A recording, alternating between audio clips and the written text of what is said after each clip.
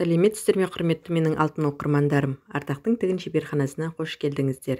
Бүгін сіздермен осындай ананас құрағын құрайтын боламыз. Құрағымызды бастамас бұрын менің арнама тіркеліп, лайк басып, комментарий жазуды ұмытпаңыздар. Құрағымызға қажетті өлшем бірліктер мен маталар. Сары түсті матамыздан көлемі 7x7 болатын 2 штук қажет. Көлемі 7x7 болатын жасыл матамыздан 2 штук қажет. Және де қызғылт матамыздан 4 штук қажет. Бұлардың үшеуінің де көлемі 7x7. Келесі кезекте көлемі 6x6 болатын сары матамыздан 16 штук.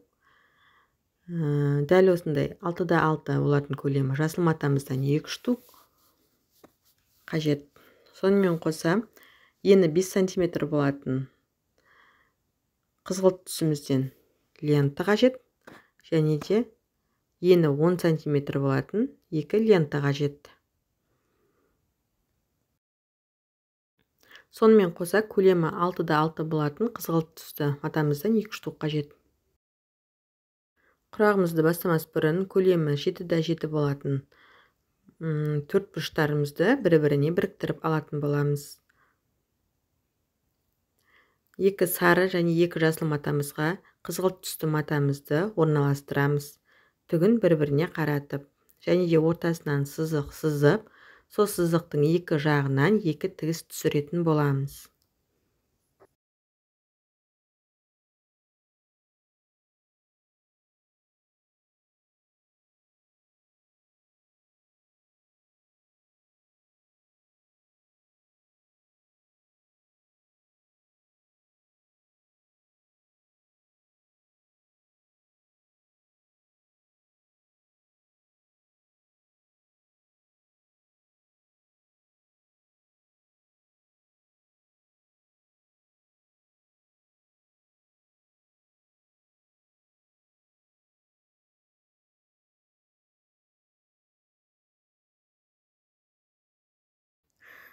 Екі жағынан 2 тігіс түсіргеннен кейін ортасындағы сызық арқылы қиып аламыз. Сол кезде осындай 4 бұрыштылар пайда болады.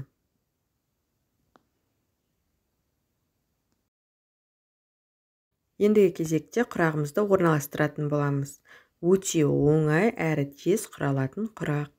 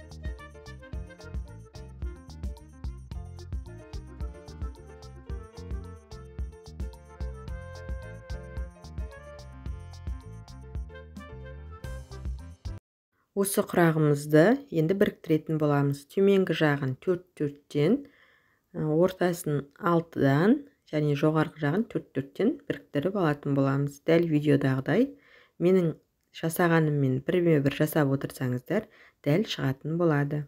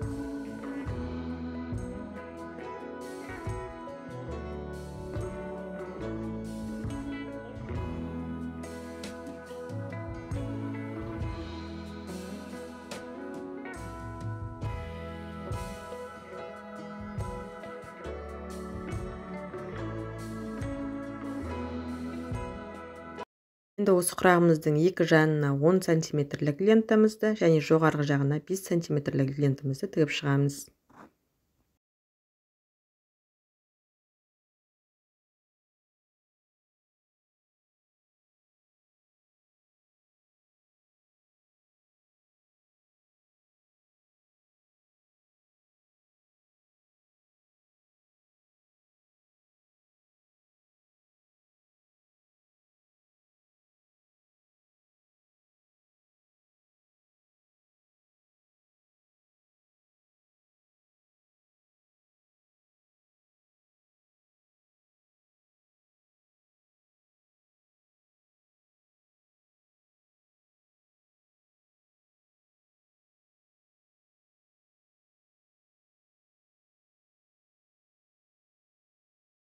Ленталарымызды тігіп болғаннан кейін булы өтекпен тігістерін бастырып, өтектеп шығатын боламыз. Өтекпен өтектеген кезде тігісі басылып, өте әдемі құрақ шығатын болады. Мінекей көріп тұрғандарыңыздай осындай ананас құрағы шықты. Егер менің видеом сіздерге ұнаған болса, маған тіркеліп, лайк басып, комментарий жазуды ұмытпаңыздар. Сау, саламатта болыңыздар.